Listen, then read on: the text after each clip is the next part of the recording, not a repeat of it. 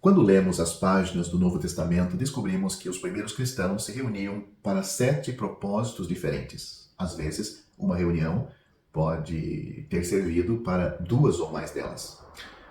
Vamos notá-las resumidamente. Primeiro, nós temos reunião de oração, Atos capítulo 4, versículo 31. É responsabilidade dos homens liderar a oração na Assembleia Local. 1 Timóteo capítulo 2, versículos 1 ao 8. Esta passagem também contém muitos assuntos que são adequados para a oração pública. Os irmãos que oram em público devem se lembrar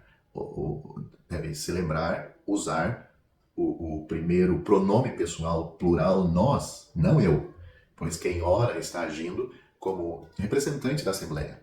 A oração deve ter um tom de voz que todos possam ouvir, pois se os outros crentes não podem ouvir a oração, como vão poder dizer amém? Aquela oração feita. Leia 1 Coríntios capítulo 14, versículo 16. Orações em público devem ser breves. Observe o exemplo de Atos capítulo 4, versículos 24 a 30 e o preceito também de Eclesiastes capítulo 5, versículo 2. A segunda reunião que temos é de ensino, e nós temos um exemplo disso em Atos capítulo 11, versículo 26. A doutrina dos apóstolos ainda é de primeira importância. Os irmãos com o dom de ensinar a palavra de Deus devem realizar esse ministério. Leia Romanos capítulo 12, versículo 7. Eles devem ter o cuidado de procurar ensinar todo o conselho de Deus, como fez o apóstolo Paulo, Atos capítulo 20, versículo 27, e não se concentrar em apenas alguns assuntos. A terceira reunião que temos é para ouvir relatórios da obra do Senhor, ouvir relatórios de missionários em relação à obra do Senhor, e nós temos o exemplo disso em Atos capítulo 14, versículo 27. Aqueles que servem ao Senhor devem ter a oportunidade de falar da obra de Deus, que Deus está fazendo por meio deles, para que os crentes possam ter comunhão com eles de forma mais inteligente. Leia sobre isso em 2 Tessalonicenses capítulo 13, versículo 1 e Filipenses capítulo 4, versículo 15. A quarta reunião é para ler as Escrituras. Nós temos exemplo disto em Atos capítulo 15, versículo 30. A carta mencionada em Atos capítulo 15, versículo 30, que foi levada por Paulo e Barnabé e entregue às igrejas, faz parte da palavra de Deus. A leitura pública das Escrituras também é mencionada em 1 Timóteo capítulo 4, versículo 13 e Apocalipse capítulo 1, versículo 13. É de vital importância em uma igreja onde alguns dos membros são analfabetos, pois eles vão ter oportunidade de ouvir a palavra de Deus. A quinta reunião que temos é para partir o pão, ou a ceia do Senhor, e nós temos o exemplo disso em Atos capítulo 20, versículo 7. A cada dia do Senhor, ou seja, o primeiro dia da semana, o povo do Senhor deve se reunir para participar da ceia do Senhor. Temos isso em 1 Coríntios capítulo 11, versículo 20, e deve procurar estar preparado de coração para participar dignamente. A sexta reunião que nós encontramos no Novo Testamento é a reunião de anciãos, Atos capítulo 15, versículo 6.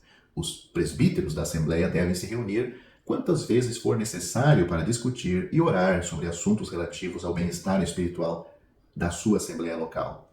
A sétima reunião que temos é uma reunião para a disciplina de algum crente, 1 Coríntios capítulo 5, versículo 4. Quando o pecado aberto ocorre na Assembleia local, uma reunião solene para colocar o crente errante fora da comunhão deve ser convocada. Nesta reunião, a natureza do pecado deve ser declarada. Os crentes exortados a endossar totalmente a ação tomada. E oração deve ser feita pela rápida restauração à assembleia do irmão ou da irmã que pecou e naquele momento está sendo retirada da comunhão da igreja. As Escrituras indicam claramente que é responsabilidade dos homens na assembleia pregar, 1 Coríntios capítulo 14, versículo 26, e orar, 1 Timóteo capítulo 2, versículo 8, enquanto as mulheres devem ficar em silêncio, 1 Coríntios capítulo 14, versículo 34, e em sujeição, 1 Timóteo capítulo 2, versículo 11. Isso não significa que não haja lugar para mulheres do serviço cristão, mas significa que não é o lugar público que devem ocupar nas reuniões da igreja. Em Romanos capítulo 16, Paulo lembra e elogia o trabalho feito por muitas irmãs. Deve-se notar que nenhuma menção foi feita a uma reunião evangelística até agora, nas reuniões que eu acabei de citar anteriormente, o cristão individual é chamado a ser uma testemunha do Senhor Jesus Cristo. Nós podemos ver isso claramente em Lucas capítulo 24, versículo 48 e Atos capítulo 1, versículo 8, e isto sempre pode ser feito por meio de conversas particulares com aqueles com quem entramos em contato dia a dia. 1 Pedro capítulo 3, versículo 15. Isto é chamado de evangelismo pessoal e todos os crentes, irmãos e irmãs, podem fazer este valioso serviço dentro da sua esfera. Visitas hospitalares ou visita aos enfermos nos hospitais, distribuição de folhetos e outras formas de serviço oferecem boas oportunidades para isso. Depois que uma reunião do Evangelho é realizada, os crentes devem estar sempre prontos para falar com aqueles que demonstram interesse e explicar-lhes assuntos que eles não entendem. Por razões óbvias, geralmente é melhor fazer este trabalho com outras pessoas do mesmo sexo, mas a igreja local também terá a oportunidade de ajudar no evangelismo em massa, quando um irmão, que deve possuir o dom de evangelista, pregar o evangelho a várias pessoas. Tais reuniões podem ser realizadas em muitos lugares. Frequentemente, o local de reuniões da Assembleia, onde a igreja se reúne naquele salão, naquela peça, é adequado para uma reunião regular ou uma série especial de reuniões evangelísticas. Leia Tiago capítulo 2, versículo 2. Às vezes, as reuniões evangelísticas das casas dos crentes oferecem boa oportunidade para alcançar vizinhos e amigos. Leia Atos capítulo 18, versículo 7. Um edifício secular, por exemplo, um teatro, uma escola ou algo semelhante, pode ser ideal em alguns casos. Leia Atos capítulo 19, versículo 9.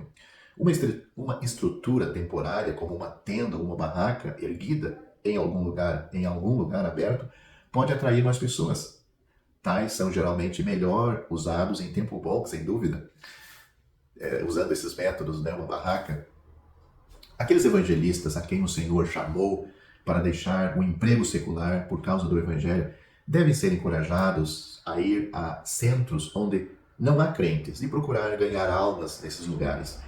E a comunhão prática deve ser estendida pela igreja para aqueles que estão fazendo esse trabalho vital. Quando eles visitam uma assembleia local ou outras assembleias estabelecidas, devem ter a oportunidade de falar sobre a obra que o Senhor está fazendo com eles, algo que nós já citamos neste vídeo e temos exemplo disto em Atos capítulo 14, versículo 27. Novas igrejas locais normalmente surgem de duas maneiras. Primeiro, um evangelista vai a um lugar, almas são salvas, batizadas e formadas em uma assembleia local. A segunda maneira, uma assembleia com muitos membros, se divide para formar um novo testemunho.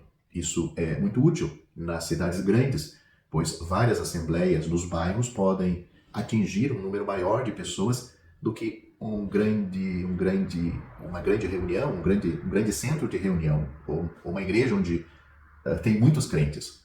Também, em uma grande assembleia local, há um perigo muito real de que a maior parte do trabalho seja deixado na mão de uma pequena maioria de irmãos, aqueles irmãos mais velhos, mais experientes, e em uma pequena assembleia geralmente há mais espaço para desenvolvimento e uso do dom ou dos dons daqueles crentes já experientes e daqueles novos crentes que estão surgindo naquela igreja local.